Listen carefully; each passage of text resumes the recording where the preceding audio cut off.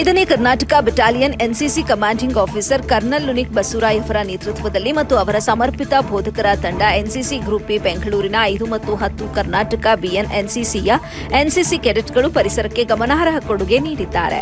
ಚಿಂತಾಮಣಿ ತಾಲೂಕಿನ ಮುತ್ತಕದಹಳ್ಳಿಯಲ್ಲಿ ಎನ್ಸಿಸಿ ತಂಡ ಸುಮಾರು 10,000ಕ್ಕೂ ಹೆಚ್ಚು ಗಿಡಗಳನ್ನು ನೆಡುವ ಮೂಲಕ ಪರಿಸರ ಸಂರಕ್ಷಣೆಗೆ ಮುಂದಾದರು.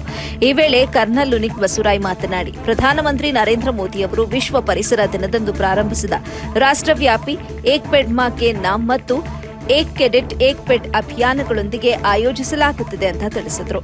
ಈ ಕಾರ್ಯಕ್ರಮದಲ್ಲಿ ಚಿಂತಾಮಣಿ ನಗರದ ಪ್ರತಿಷ್ಠಿತ ಕಾಲೇಜು ಆದ ವಿಕ್ರಮ್ ವಿದ್ಯಾಸಂಸ್ಥೆಯ ವಿದ್ಯಾರ್ಥಿಗಳು ಕೂಡ ಭಾಗವಹಿಸಿ ಸುಮಾರು 3,000ಕ್ಕೂ ಹೆಚ್ಚು ಗಿಡಗಳನ್ನು ನೆಟ್ಟು ಎಲ್ಲರ ಗಮನ ಸೆಳೆದರು.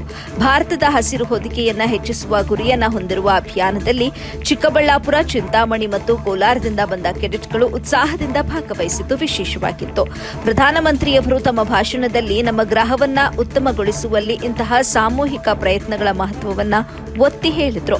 ಕಳೆದ ದಶಕದಲ್ಲಿ ಭಾರತದ ಅರಣ್ಯ ಪ್ರದೇಶವು ಗಮನಾರ್ಹವಾಗಿ ಹೆಚ್ಚಾಗಿದೆ ಅಂತ ಗಮನಿಸಿದ್ರು.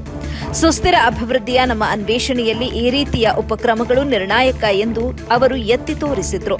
ಈ ದೊಡ್ಡ ಪ್ರಮಾಣದ ಪ್ಲಾಂಟೇಷನ್ ಡ್ರೈವ್ನಲ್ಲಿ ಎನ್ಸಿಸಿ ಕೆಡೆಟ್ಗಳು ಒಳಗೊಳ್ಳುವಿಕೆಯು ರಾಷ್ಟ್ರ ಮತ್ತು ಪರಿಸರಕ್ಕೆ ಅವರ ಬದ್ಧತೆಯನ್ನ ಪ್ರತಿಬಿಂಬಿಸುತ್ತದೆ ಅಂತ ತಿಳಿಸಿದ್ರು. ಇನ್ನು ಕಾರ್ಯಕ್ರಮದಲ್ಲಿ ಕರ್ನಲ್ ಲುನಿಕ್ ಬಸವರಾಯ್, ಲಕ್ಷ್ಮೀ ವಿದ್ಯಾಸಂಸ್ಥೆಯ ಖಜಾಂಚಿ doctor NR Vikram, manager Narayana Reddy Babu, ಸುಬ್ದಾರ, ಶಿವಕುಮಾರ್ ಉಪಸ್ಥಿತರಿದ್ದರು.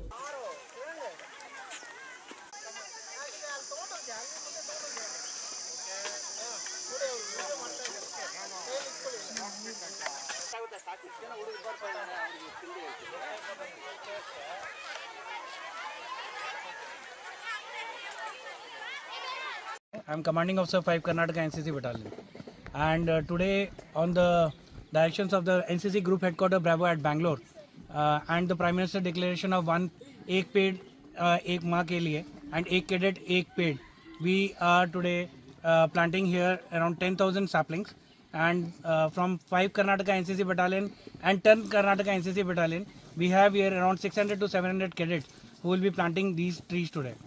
And my team of around 20 to 25 JCOs and instructors who are here and will be helping the cadets and the... Yes, we are from KRCRS K ರಾಗುಟಹಳ್ಳಿ. ನಾವು ಪ್ರಧಾನಮಂತ್ರಿಗಳ ಆದೇಶದಿಂದ ಇಲ್ಲಿ ಬಂದು ಒಬ್ಬೊಬ್ಬರಿಗೊಂದೊಂದು ಗಿಡ ಅಂತೇಳಿ ಉಣ್ತಾ ಇದ್ದೀವಿ.